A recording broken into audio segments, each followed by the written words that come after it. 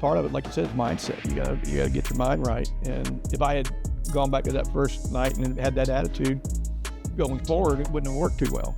I would have been sitting there feeling sorry for myself, not trying to work, and just woe is me type attitude.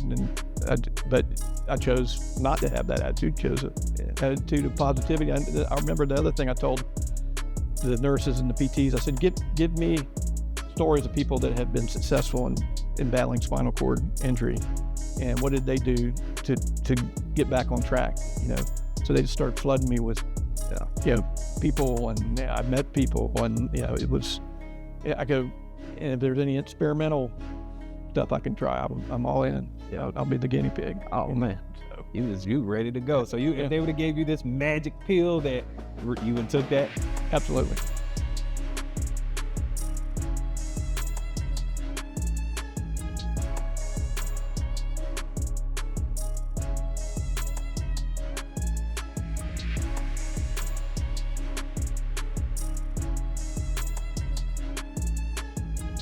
Welcome world, welcome family to another episode of the EL2A Podcast. I'm your host, Jamie Gilmore Jr. And to the right of me, man, we got another guest. I'm telling you, these guests keep getting stronger and stronger.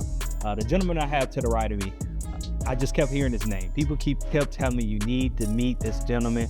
And after a while, somebody's name, which you keep hearing it so much, you're like, man, I got to see what this is all about.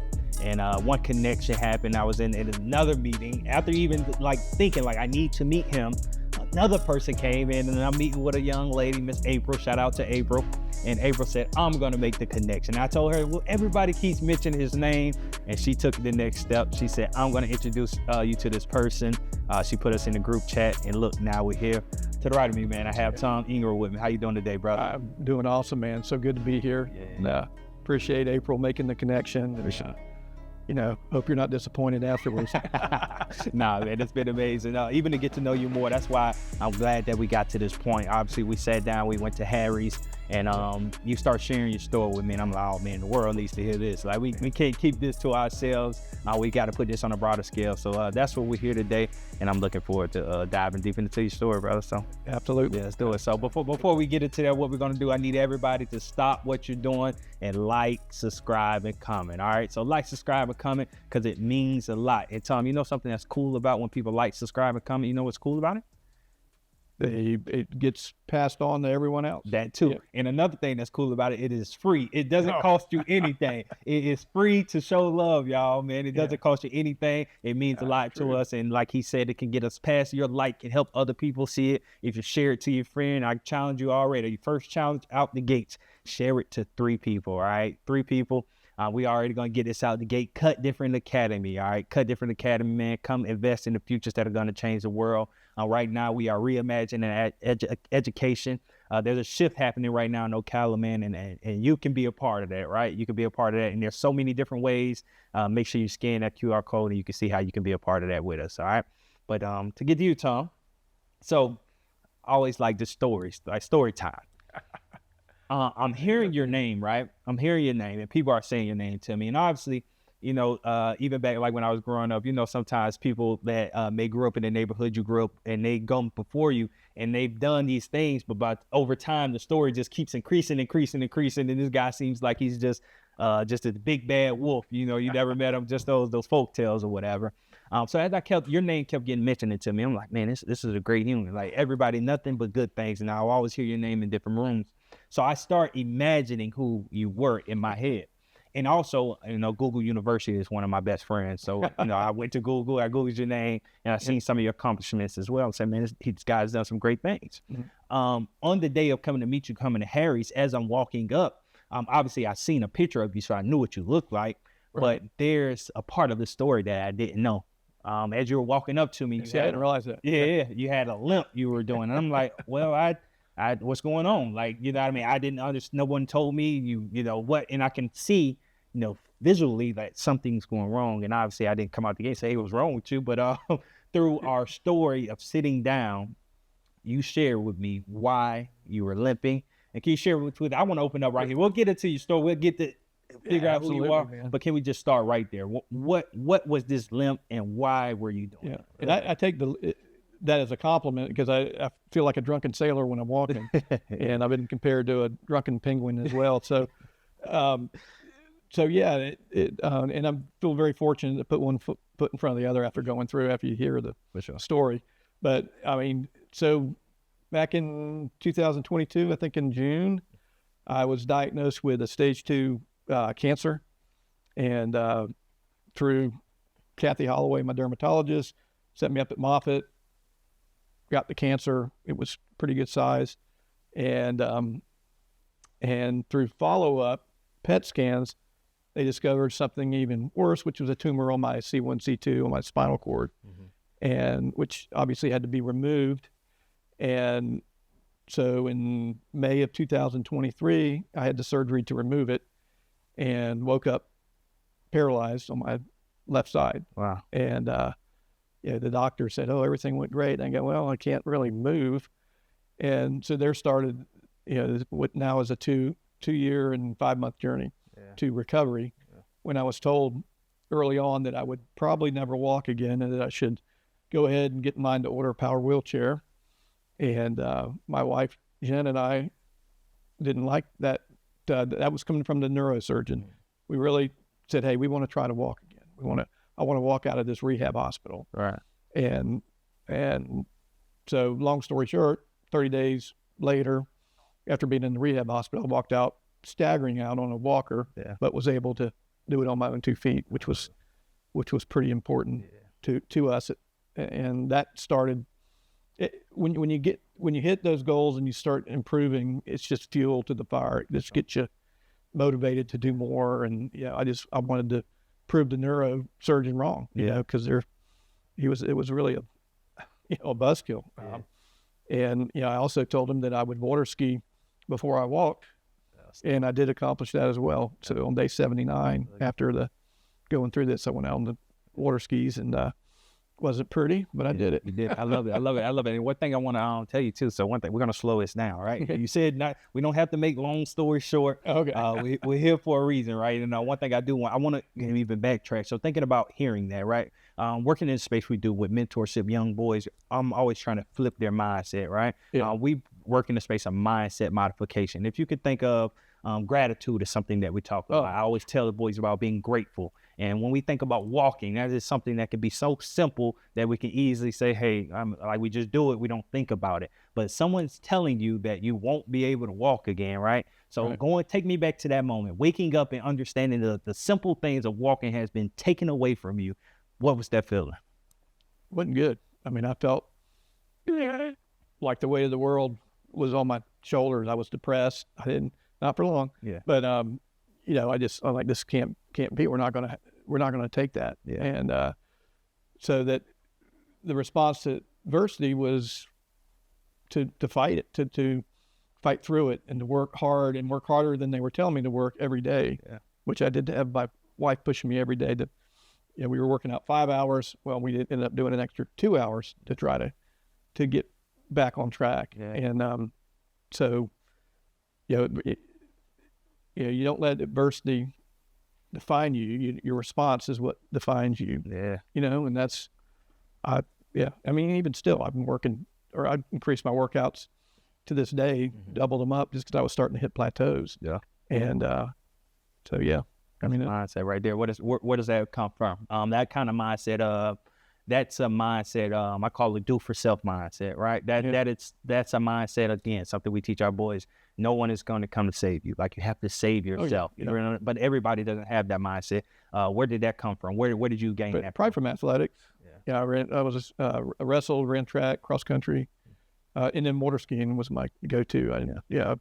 It was a competitive and professional water skier for years, and always very goal oriented, and had my sheet on the wall of what I wanted to accomplish, look at every day. Yeah. And just went after it. Yeah. And athlete. So athlete, which about that. Yeah, right? I was about to say athlete to athlete, right? So I understand that mindset. So thinking about being an athlete, of being so high driven, high motivated, and then that gets taken away from you. Obviously, athlete, and you would say, "Yeah, I pushed through. I gave, I did all this, did this," but the real side of you, did you like realistically, did you ever feel like giving up? Was there a time you say, man, I just can't do this anymore? Yeah. I mean, you have those moments, and that's why how you react to those moments is what really defines how you're going to do. Yeah. And what ultimately would happen with me, it just made me want to work harder, when I get down. And, I'm so fortunate to have our community here and friends and family that were supporting me, and all that was fuel to me to get going and get better and walk my daughter down the aisle. That was one of my first goals. Like when my daughter gets married, I want to be able to walk her down the aisle. And at that point in time, early on, I didn't know if that was going to be possible or not. Yeah. So, wearing flip-flops was the goal. Nah, that's dope. That's beautiful. Oh, you know what, Jim, I also make me think about, I had a tragedy happening to me. And this is what I hear you doing.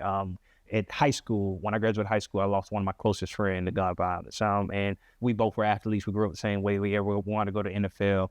We had those aspirations together. But when he died, I was going to college. So you think about it. So I was going to play college football, and every time that I would get like down or get discouraged, I would think about him. And I was like, and he was that motivation. He was like, man, he's literally, he's not alive. Like, right. What can I complain about? And that was that motivation factor for me to push forward. Is that what you're saying with these things, these situations like your daughter, you using that to give you more energy? Absolutely. Yeah.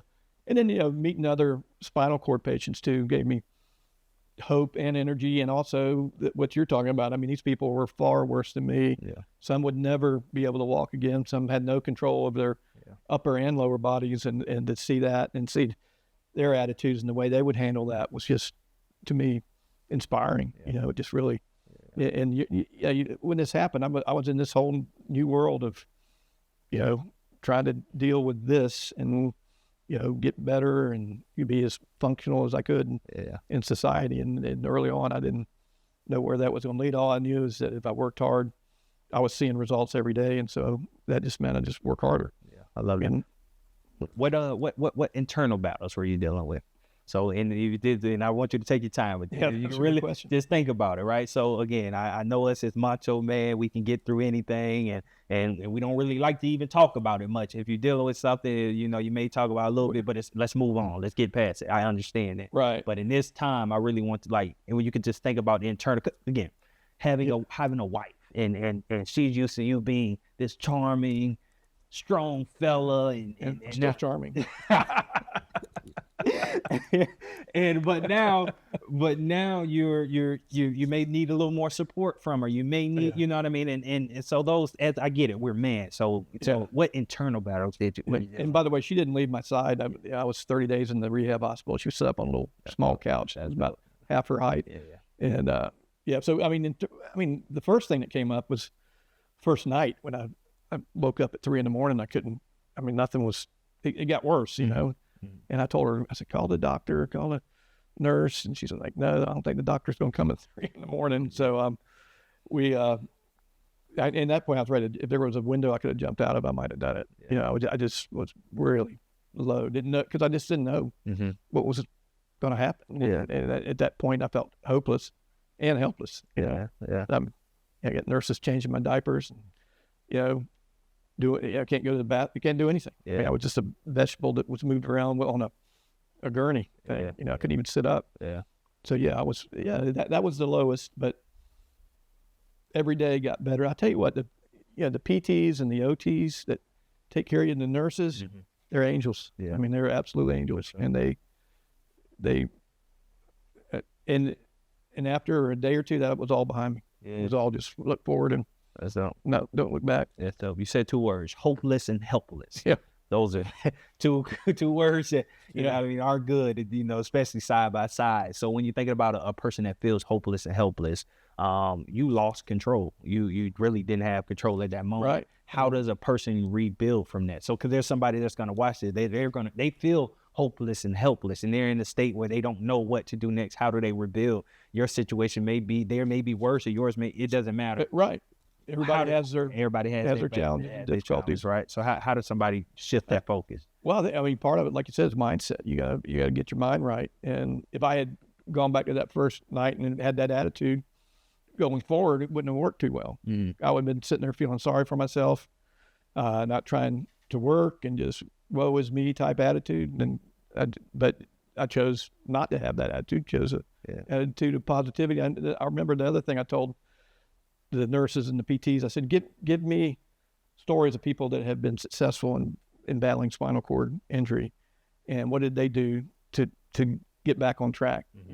So they just started flooding me with people, and I met people, and it was, I go, if there's any experimental stuff I can try, I'm all in. I'll be the guinea pig. Oh man, so you ready to go? So if they would have gave you this magic pill, that you would have took that? Absolutely. Wow. Yeah.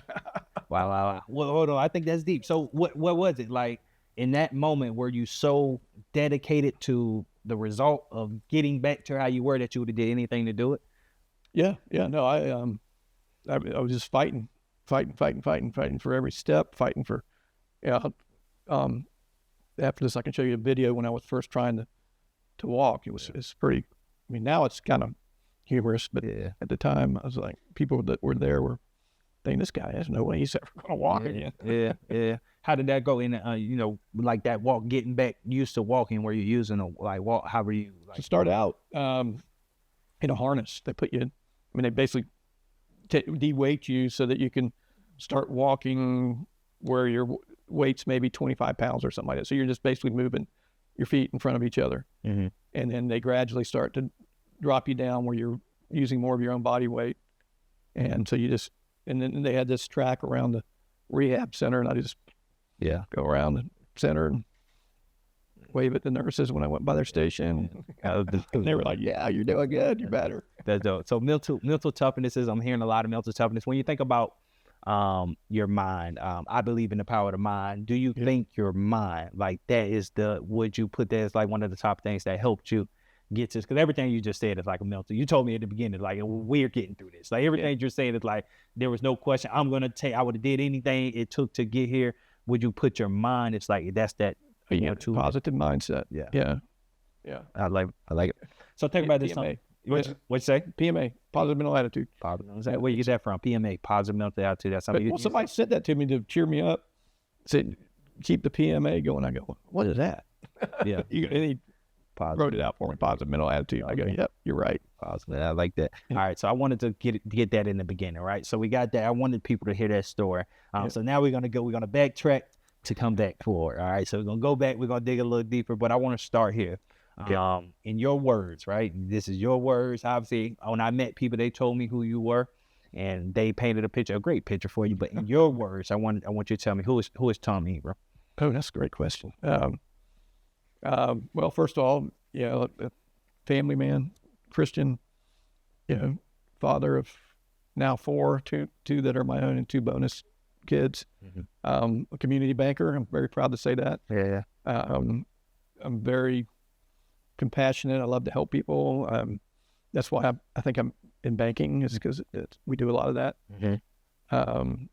But I'm not a perfect person by any means, but I'm, I try to work on myself and be better as much as I can. Mm-hmm.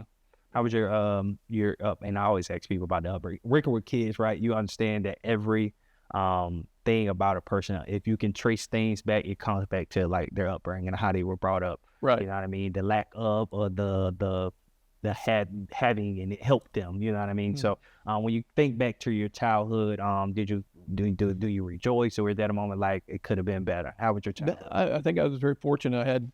My parents were divorced when I was young, and fortunately they were able to have a good relationship even after that. I have a stepfather who's still alive.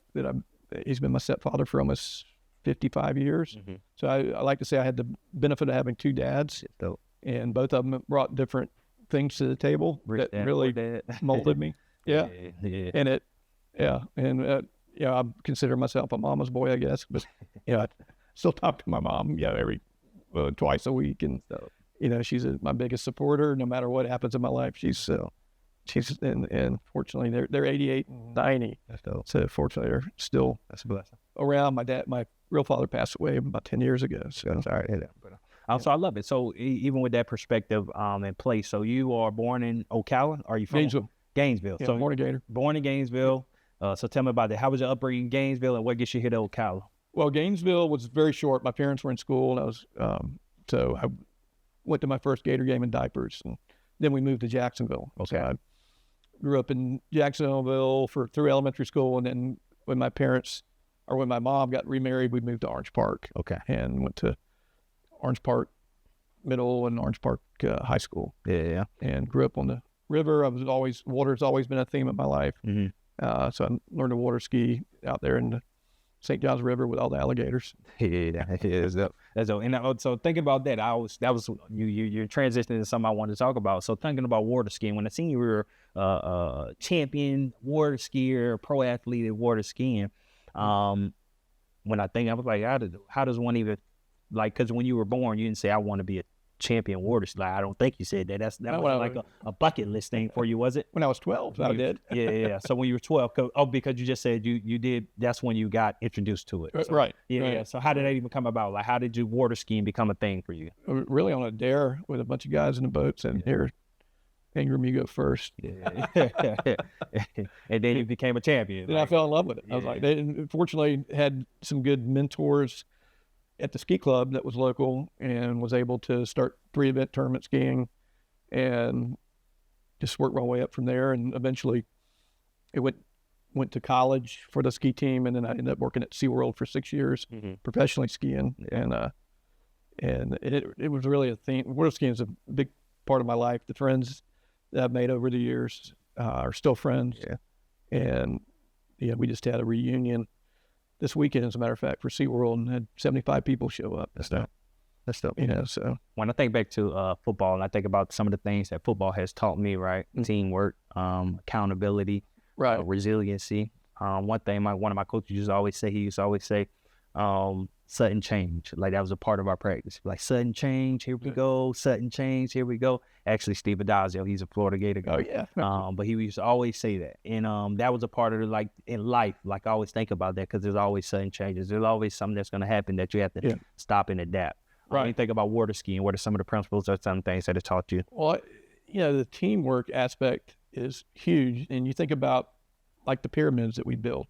There were 3, 4 high.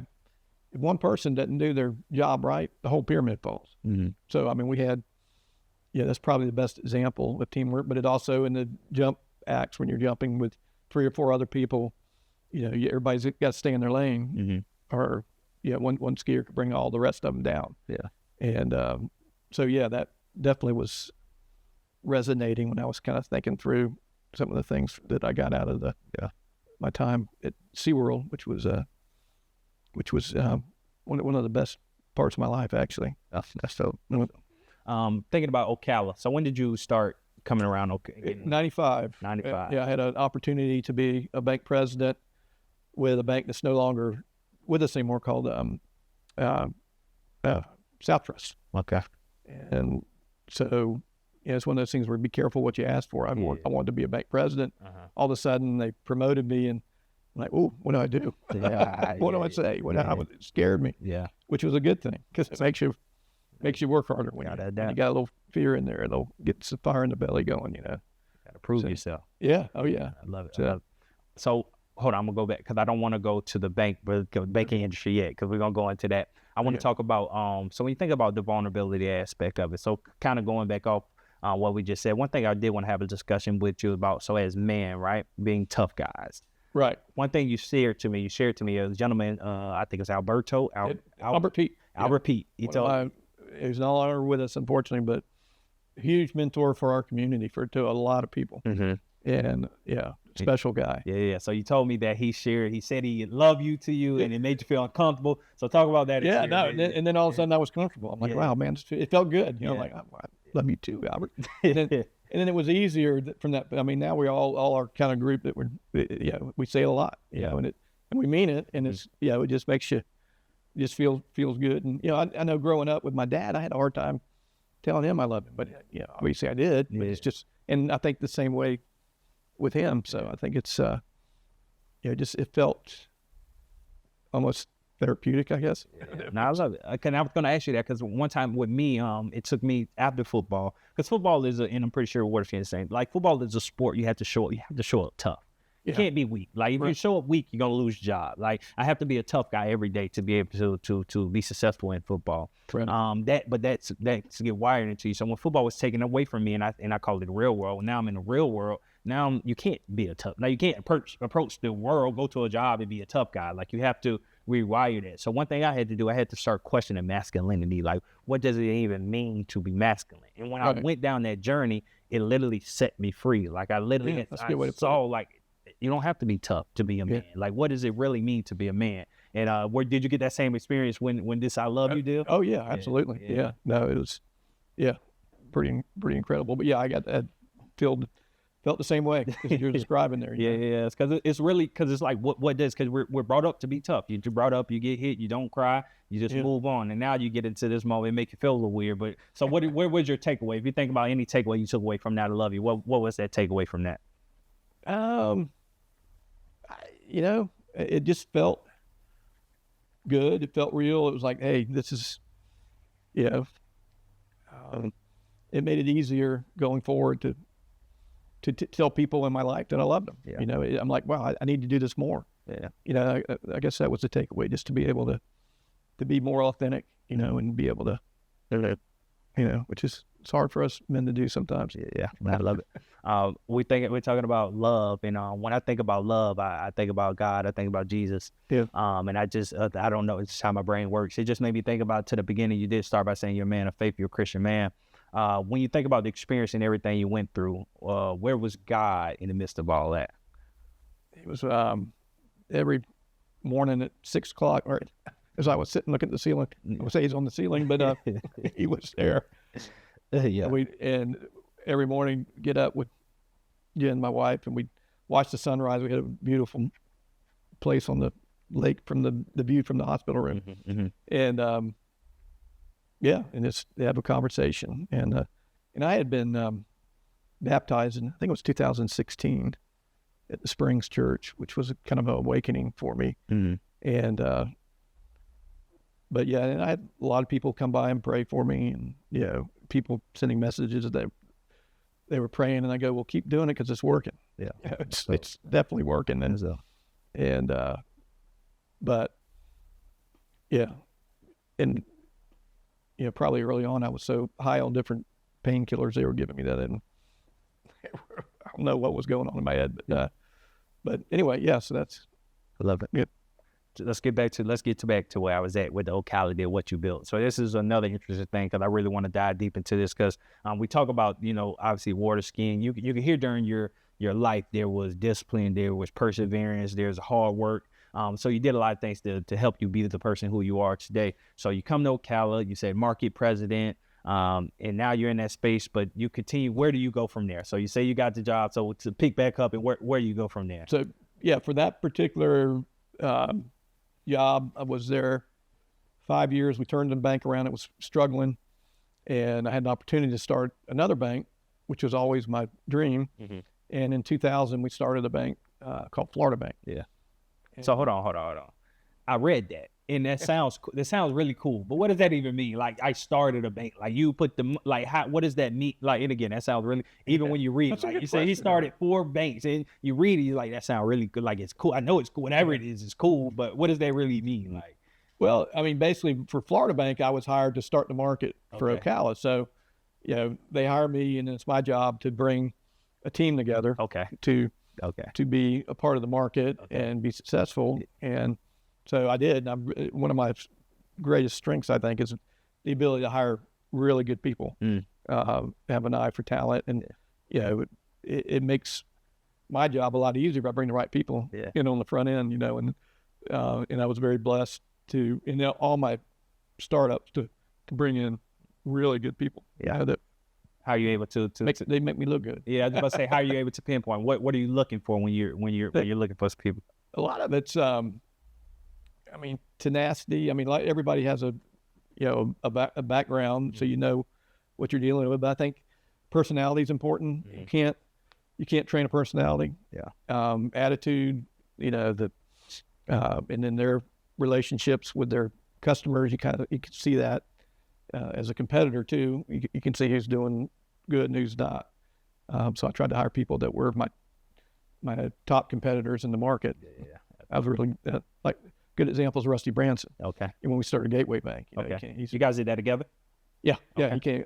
He was one of the probably the first 5 or 6 employees brought, and so that was one where we had to raise the capital to start it. So we raised approximately $26 million and started the bank, which is now South State. Like, I need some of those tips, man. Help me out a little bit. But talk to me. So when you think about leadership, so what have you started 4? So at this point, I know you just talked about 2, but you started some other banks as well at 4 total, right? Yeah. Well, really 3.5. 3.5. Coaching, I was, the injury happened, with the spinal cord, so I wasn't able to. I came on after everything got started. So Nick Blazer and Joe Borwick kind of got that going, and then I came on after I recovered enough to, walk through the doors. I love it. So give me some leadership lessons. So at all this, so this is a lot to do. So 4 in the 3.5, whatever you say, we're gonna say 4. You're a part of that process. What leadership lessons did you learn through those 4 deals? God, that I'm not always right. That surround yourself with good people that can help you make good decisions, whether that be your board or your employees. Don't be afraid to admit when you're wrong. And don't be a lot of people get stubborn and don't do that. And always don't be afraid to ask questions, and seek out other people who maybe have expertise that you don't, that can help you. And so I was always trying to be a part of groups. I mean, there's a lot of the BNIs of the world, and there's a group called Vistage that I was in for a long time, which was a group of CEOs that met and talked about, either CEOs or business owners, but talk about issues that they really couldn't talk about with their own boards, or so it was a great learning experience to tap into other people's expertise, and that was probably one of the best things I ever did, was joining that group. And and just work hard, and good things will come. One thing about banking that I loved is that if you worked hard and you achieved your goals, there was always opportunities to progress. It was a very clearly defined career path you could take. So I love it. Well, I'm big on mentorship. Obviously, mentor is what I do every day. So when you think about mentorship, what role did mentorship play in your life? Like, was there out there that helped you, and things like so many people, starting with my high school track coach, who I'd go back and see during, in college. I go back and see him and visit with him, and I wanted to be like him. I wanted to be a coach. I wanted to be he was an English teacher, and so I started out as a PE major and went back to meet with him, and he told me he was getting out and getting into the private sector to start a mortgage company. And told me what he was making, and I go, well, maybe I need to, do, not that it's setting the bar low, but maybe I need to be in business, is what I was thinking. And that was attracted to me. So I changed my major, went back and then had a sports management major and a business degree. And a personnel degree. So I love mentorship. Tell me this: what is your proudest career moment? Like, during your career, what's the proudest achievement, I should say? Collectively, I mean, Gateway Bank, what we had there, what we meant to the community, what we accomplished, was the most gratifying thing I've ever done in my life. And just the people that we were working with, the team, we opened the bank. We had probably, we raised, I figured, $250,000 for community organizations. Through in the building, we'd have events there. We had an art gallery. We had, we bring in artists every 3 months, which I think they still do. And then we would offer our boardroom for organizations to meet. And it became a beacon for the community. It was more than a bank. We had weddings there. We saved a high school prom for St. John. So, it was pretty cool. And when you walked in the bank, you didn't really feel like you were in a bank. I mean, we had wood floors, fireplaces, and it felt like home. We wanted, you greet people by their name, simple thing, but means a lot. And we just tried to be different in a very positive way. And I think we accomplished that. And I would look back on it, and it was good. What about the other side? Anything you look at, like, I dropped the ball on that? Oh God, Yeah. No, of course not. Yeah. Not me, not Mr. Perfect. Huh? Oh yeah. Yeah, nothing that really stands out. Certainly things I would have done differently, For sure. But Give me some of that. We can stay there. What would you done different? Like, well, you got to give you something. yeah, just a little thing. Certain things with employees that you might have handled differently, when you look back in hindsight, but you can't get too hung up on that. And,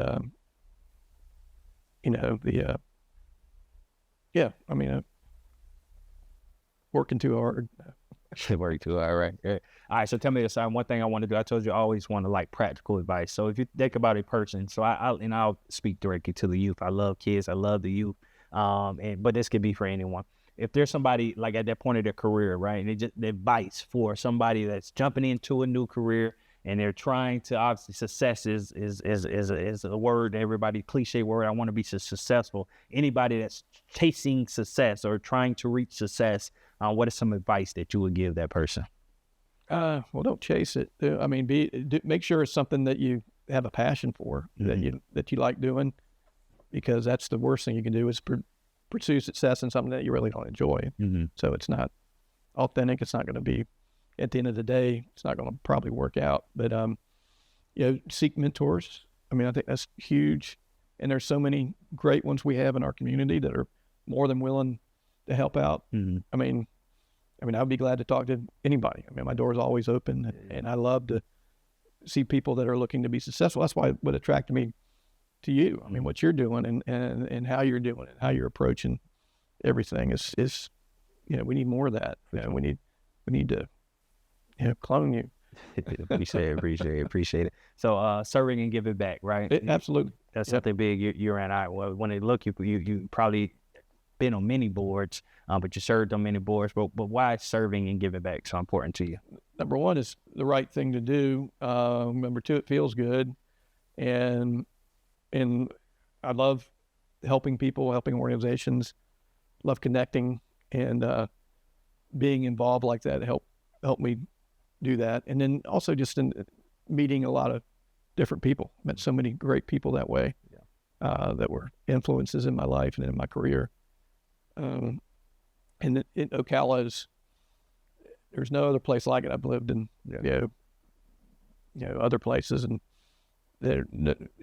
this community just takes you and gives you the big hug, and is so willing to help in so many different ways out there, and I've never seen anything like it. That Give for Marion, that was another huge event that really, in a very short period of time, has built up to raise a lot of money. So I'm a native of Ocala, born and raised. I tell people all the time, I lived in a lot of different places. I left Ocala for maybe so 8 years, and then I moved back. One of the biggest things, obviously, my whole family's here. I could go kiss my mom, kiss my grandma. So I just love Ocala. I want to make this place. I truly just love Ocala because I want to make it better. I want to raise my family here. I just love this here. I don't plan on going anywhere. But Ocala is changing. Ocala is changing, right?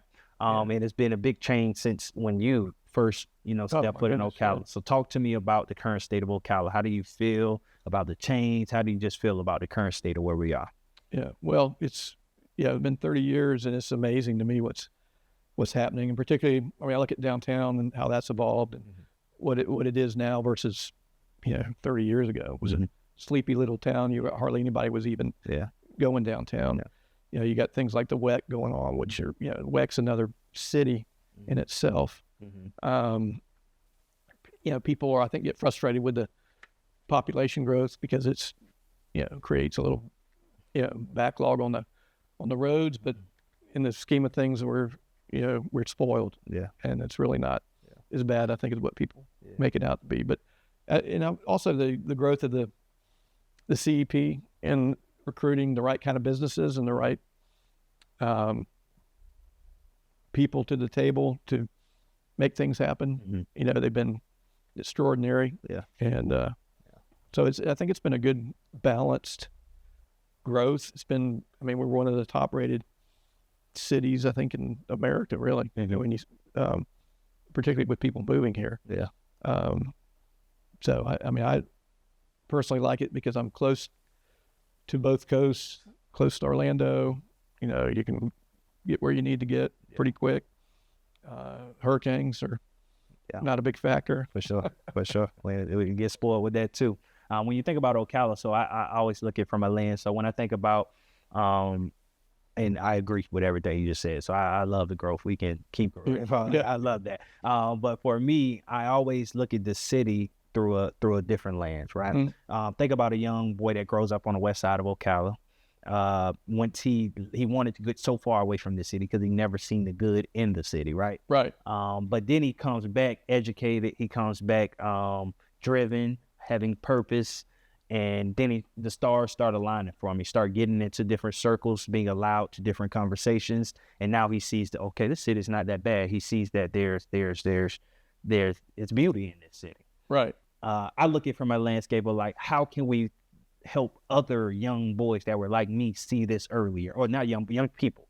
How do we paint a picture earlier to help our youth and draw the bridge the gap between every side? Because I always say there's two sides of Ocala. A lot of people look at it from one because they only know one, but there's another side of Ocala, and that's a true statement. But how do we bridge that gap, right? Yeah. How do we make those things clearly? So I always look at it from a vision, and even like you just said, when we talk about those conversations, I think there's a lot of conversations, a lot of people that make decisions that should invite other people to the table. Like we should have a different perspective at these round tables of when these decisions are being made, right? Because Ocala is Ocala, and it's getting better. It is. I want you to hear me say that, right? We're going in the right direction, but I think there's a lot of things, and we have a lot of people making noise, young people, a lot of good energy growing, coming up in this city, and I think we need to just come together in a sense, and we are doing it. It just needs to be at a grander scale. Yeah, absolutely. That's kind of what you're doing with your organization. For sure. You're bridging that gap, and you're making connections, and I think that's part of the battle. And Ocala for a long time has been known as a good old boys network, and this, and probably to some degree it has been. Yeah. But I think that shift is happening. That's not. Yeah. It can't. We're growing so fast. That's. Yeah. I think we're losing that. So which is. And we got to. In order to grow, you got to get out of that. We got. I mean, when you do the same thing, you get the same results, right? And when we're in the new state right now, we got to do something different. And I do see different happening, but we just have to embrace it. You know what I mean? With different leaders and different people, let's just embrace it and let's grow. But with the city, so I'm a part of like the 2050 vision plan with the city. Are you on that? Okay. Yeah, I am on that. But for yourself, when you think about the Tom Ingram 20 vision plan for the city, you can think of, if you can just literally just draw out some stuff for this city, what would be like the top 2 or 3 things that'll be on your 2050 vision plan? Actually, it was on the 2030 vision committee. Okay, you were? Yeah. Okay. Long time ago, but I mean, one of the things we had obviously was making downtown a hub, and I'm still a big proponent of that. There's still a long way to go. Midtown's evolving, but I think just being able to communicate with the city and the county, for that matter, to talk about development and what works and what doesn't, which is probably some of what you're doing on that on your committee. But and that's why when I saw what you were doing with the run every morning, I mean that's phenomenal. I mean, things like that just make it a better place to be. I built a home 2 blocks from the square, or a townhome, and I'm immersing myself in the city. I like to see,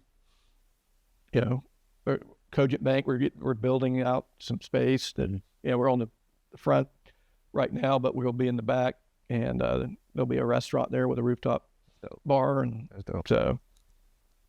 But I'm a big proponent of what Ben Marciano's doing with his mayor.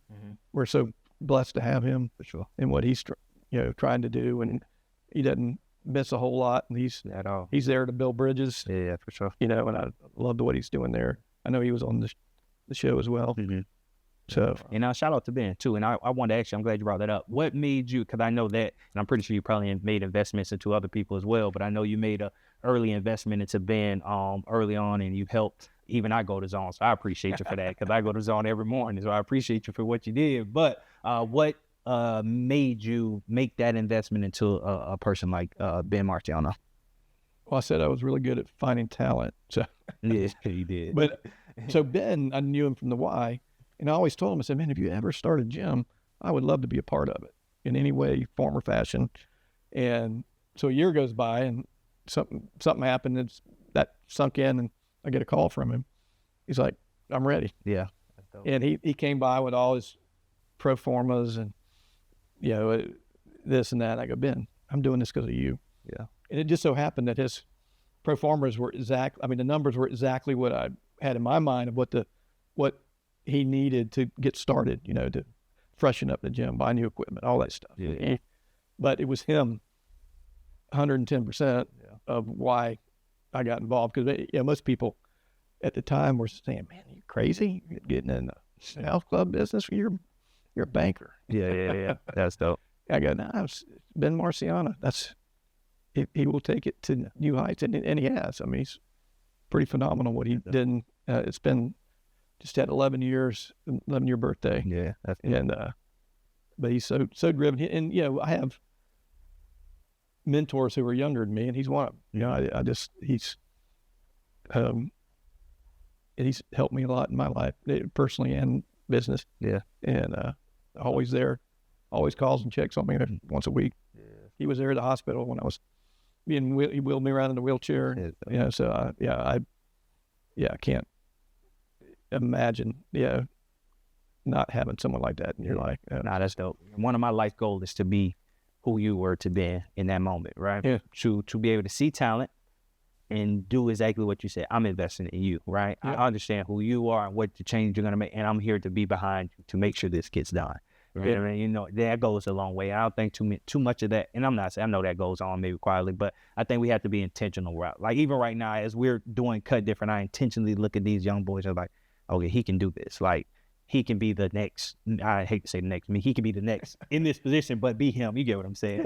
He can be a person that can step into this role and be, you know, I intentionally look at that, and I think we need to do a better job at that as well. Like, come on, I mean, I'm not gonna let you fail. You know what I mean? So that's a cool thing we need to do. So I appreciate you for being that person. But when you think about that, Ben is part of your, or Zone, Ben, whatever, is a part of your legacy.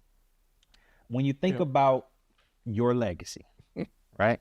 When it's all said and done, when people are talking about Tom Ingram, what do you hope they say? Great guy, great family man, loyal friend. I'd have him in my foxhole. You know, I've thought about that a lot because I'm kind of in the fourth quarter of my life, you know. So I just, you know, I don't even know if I need a legacy, you know, for that matter. I want to do the right thing, the right time, and be there for people, be there for my family, not have any regrets. And, but, you know, as far as legacy, I mean, 100 years from now, I don't know if anybody will know who Tom Ingram was, but that's okay. Yeah. No, I like it. And you just said something. You keep sparking ideas. I mean, you said fourth quarter. Again, I'm an athlete. I always think about things from an athletic mindset. When fourth quarter came, we used to hold up fours, right? Before the game, we're holding up fours, but that signified something to us. That let us know, like, no matter if we winning or losing, this is it. And we got to lay it all on line. Yeah. No more after this. And you just said you're in the fourth quarter of your life. So what mindset does that have you in? You know, that's a great question, because I mean, my thing that resonates all the time is I don't want to have any regrets. And whether it be spending time with my family, my mom and stepdad, my kids, things in the community that I'm involved with, I don't want to regret saying I love you to someone that I want to, when I go out, I want to have a big smile. Yeah. You know, and I've been making a list of, you know, a no regret list, you know, and a lot of it's, you know, personal stuff, you know, but, you know, I'm a big believer in taking sabbaticals. I took it after we sold Gateway. I left the country for 6 months and went to South America. Wow. 6 months? Yeah. No, what'd you do over there 6 months? I traveled with a group called Remote Year, and it was a bunch of millennials. You know, I was the older fella. Oh man, great dad. So I got inside the head of the millennials. It scared me. Yeah. How can we change them? Yeah. And it was right after I got baptized, and a lot of them were atheists and, agnostic. Oh man, they tested your faith. They tested your faith out the gates. Yeah, I remember calling Ron Sylvie, and he's like, I go, what do I do? I just got baptized. I gotta tell them something. Yeah, you gotta encourage. You gotta brave them. I'll never forget what he said. He goes, you're not a defense attorney. Just tell them your story. Tell your story. Yeah. And so I did. And and I'm still really close with a lot of the people today. And I think I brought some of them around. And we went to church in Bogota and Colombia, and it was pretty cool. I love it. So when you think about this, as we're wrapping up, success, right? And I'm pretty sure success to you early on in the first quarter of your life, second quarter of your life, third quarter of your life, it may be different than what it looks like in the fourth quarter of your life. How do you define success right now?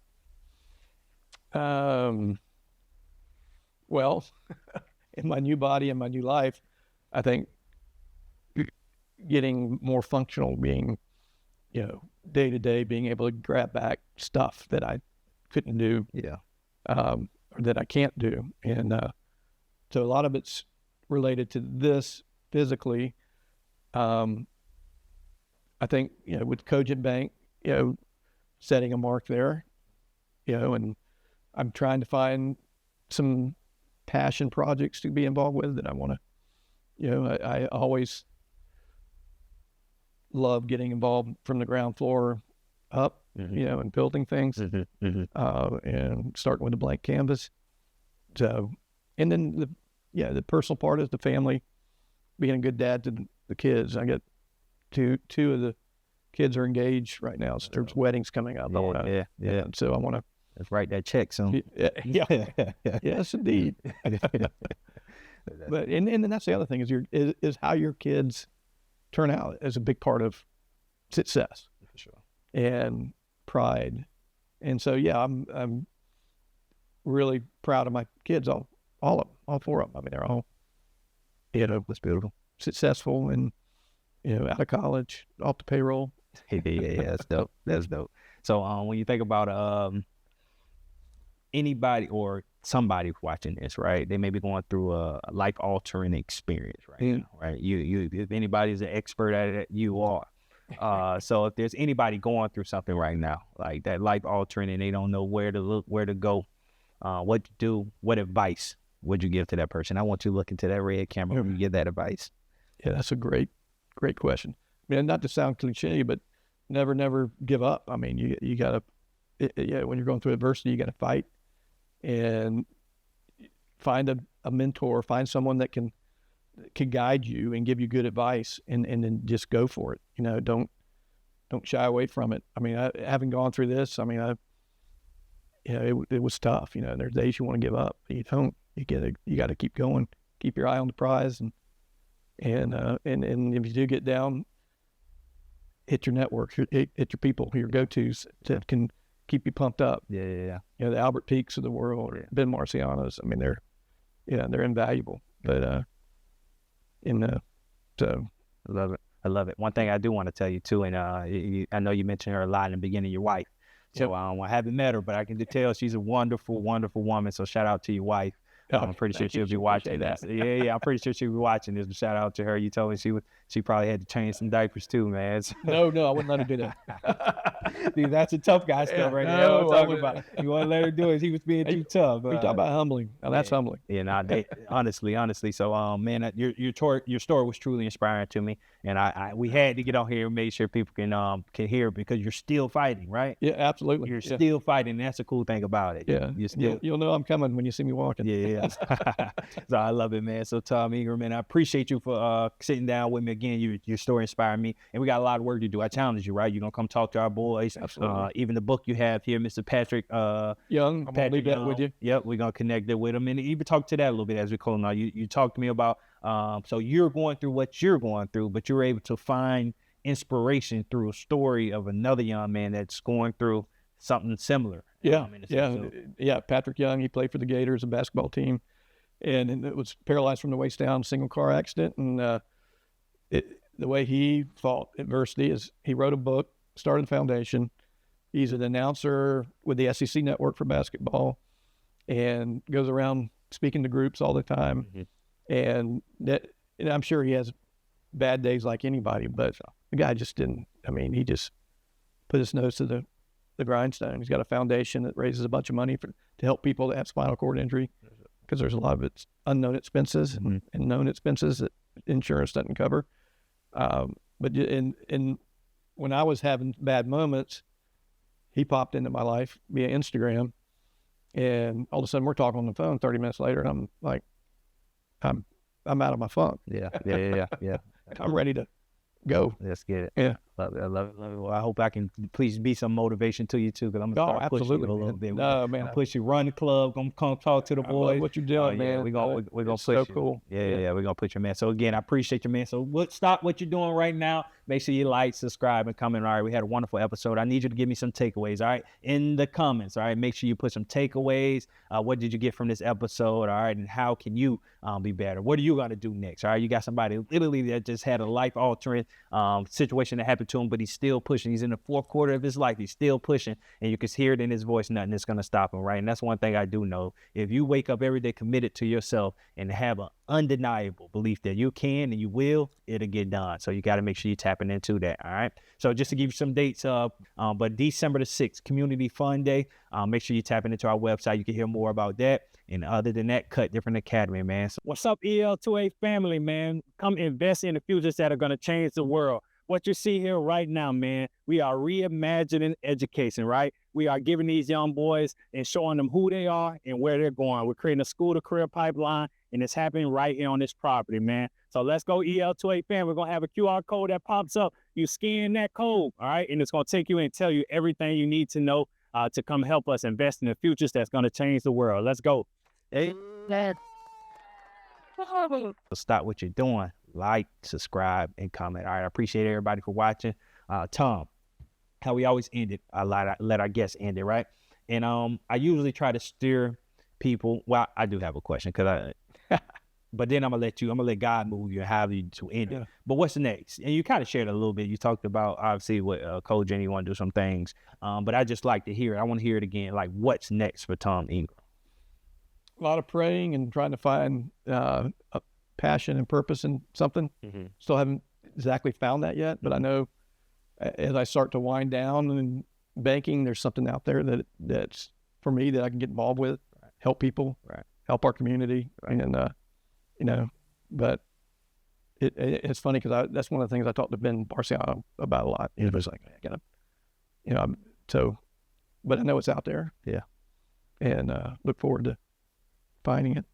That's dope. Let's do it. All right. So other than that, you're going to look into that red phone, and as we wrap up, however you want to edit, I usually like to tell people to give a motivational message, but it just inspiration, words of inspiration, just to close, just to the world. Like, just tell the people whatever God is leading you to tell them. Look into that red phone and we'll end it like that.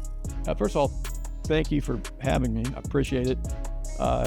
You're amazing what you're doing, and I hope you continue with what you have and just build on it. For sure. We're all lucky to be, I think, part of Ocala, because it's a very special community. It's easy if you take the right steps to be successful, and there's so many people that are willing to help you be successful. And that's one of the reasons I've stayed here for 30 years. Is it's just been, I look forward to getting up every day and being a part of the community, and it's just a special place. It's a family, big family, but it's a family. It's a family, man. All right, y'all, man. We'll see y'all next time.